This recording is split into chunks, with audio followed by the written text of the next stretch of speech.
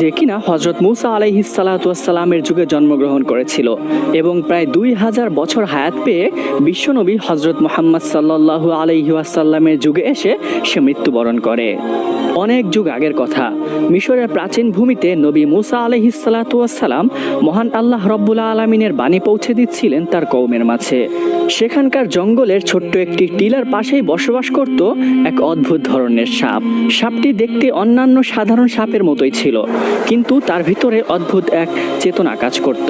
লোককথায় প্রচলিত ছিল তার একটি ভুলের কারণে মহান আল্লাহ রব্বুল আলামিন তাকে সাপের রূপে রূপান্তর করে দেয়। নিয়ে নেওয়া হয় তার থেকে মানুষের সুশ্রী রূপ, কিন্তু মানুষের মতো কথা বলার শক্তি তার ভিতরে অবশিষ্ট রয়ে যায়। তার নাম ছিল হারেসা।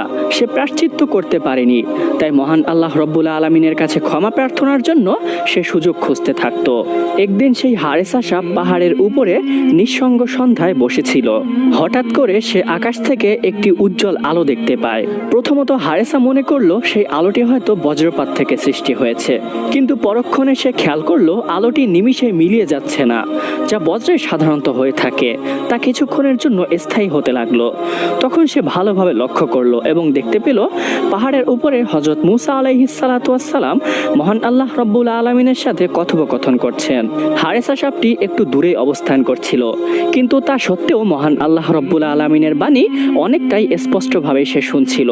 তখন সে শুনতে পেল মহান আল্লাহ রব্বুল আলামিন হযরত মুসা আলাইহিস সালাতু ওয়াস সালামকে বলছেন, হে মুসা, শুনে রাখো, আমি তোমাকে পছন্দ করেছি এবং তোমাকে যেমন প্রেরণ করেছি এমন আমি তোমার পরেও আরো অনেক নবী ও রাসূল প্রেরণ করব। কিন্তু শেষ যুগে আমি একজন নবী প্রেরণ করব, যার নাম হবে আহমদ। তখন মুসা আলাইহিস সালাতু ওয়াস সালাম মহান আল্লাহ রব্বুল আলামিনকে জিজ্ঞাসা করলেন, ইয়া রব্বুল আলামিন, আপনার নবী এবং তার উম্মতরা কেমন হবে?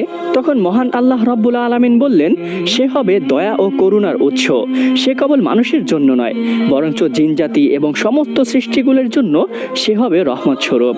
তার উম্মত আমল কম করবে, কিন্তু আমলের অপেক্ষায় তারা সওয়াব বেশি প্রাপ্তি হবে। সে আমার শেষ বাণী পবিত্র কোরআনে কারীম নিয়ে আসবে।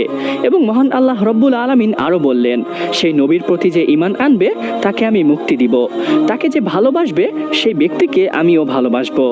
গোপনে গোপনে এই মহা সংলাপটি শুনে হারেসা সাপটির মনে একটি আশার আলো জেগে উঠল। সে মনে মনে ভাবতে লাগলো, যেই নবীকে মহান আল্লাহ রব্বুল আলামিন এতটা ভালোবাসেন, সেই নবীর মুখ দিয়ে যদি আমি ক্ষমা প্রার্থনা করে দোয়া চাইতে পারি, তাহলে অবশ্যই মহান আল্লাহ রব্বুল আলামিন আমাকে ক্ষমা করে দিতে পারেন। পরের দিন সকালবেলায় মুসা আলাইহিস সালাতু ওয়াস সালাম মাঠের প্রান্ত পথ দিয়ে কোথাও একটি হেঁটে যাচ্ছিলেন।